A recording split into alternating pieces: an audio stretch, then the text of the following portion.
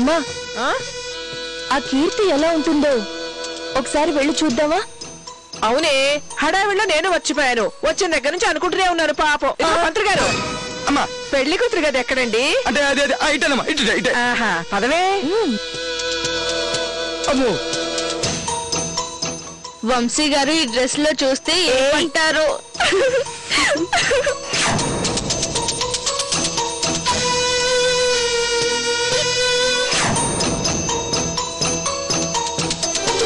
ఎట్టెట్టా ఎంత అందంగా ఉంది. నాకంటే అందగత్తెలా అనిపిస్తుంది. నువ్వు నోర్మి. పెళ్లి కూతుర్లు అలంకరిస్తే నువ్వు దాని అమ్మమ్మలా ఉంటావు. కరెక్ట్ గా చెప్పావమ్మా. ఎంత అందం ఉంటే ఏ లాభం? ఆయుష్ ఉండద్దు. ఆయుష్ మాట అటుంచితే బావ మనసులో ప్లేస్ ఉండాలి కదా. పద పద పద.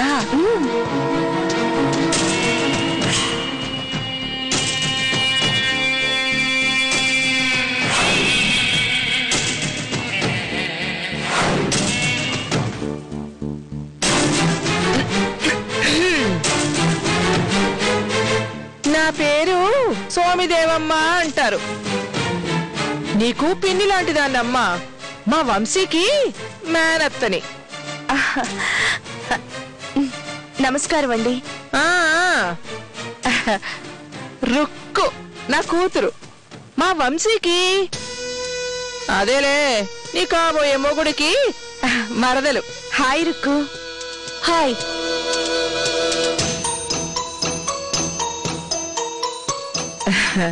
బాగున్నాయమ్మా. బాగున్నావు. ఈ పాపిడి బిళ్ళ ఏంటి ఇంత కిందకి పెట్టారు?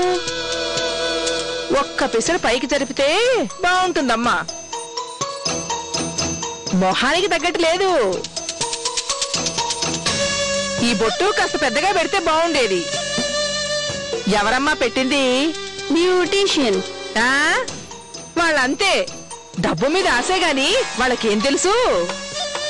అడిగామనుకో ఇప్పుడు ఇదే ఫ్యాషన్ అండి అంటారు.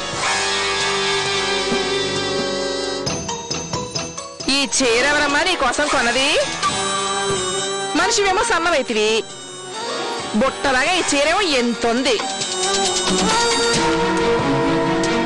ఈ వడ్డాణాలు, ఈ వంకీలు పాత మోడల్లా ఉన్నాయేంటి? కొత్త మోడల్ అయితే బాగుండేదమ్మా, కొనుక్కోపోయావు.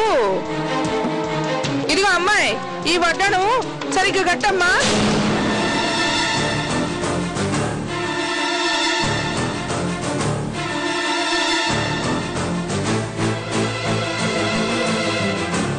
వీలైతే ఈ చెవి జుంకాలు మార్చమ్మా, బాగుంటావు. ఇప్పుడు పర్వాలేదులే, బాగానే ఉన్నావు. ఒరే పేరు శాస్త్రి, వీణ్ణి ఆ పెళ్లి కూతురు చేత గౌరీ పూజ చేయించమన్నాను. ఏం చేస్తున్నాడో ఏమిటో, ఓసారి చూసి రావాలి. ఓం విశ్వనామరూపాభ్యాం యా దేవీం సర్వమంగళాస్తయోః సంస్మరణాతుం సర్వతో జయమంగళం. లాభస్తేషాం జయస్తేషాం కృతస్తేషాం పరాభవ. అయిపోయింది. ఓకే రాధా.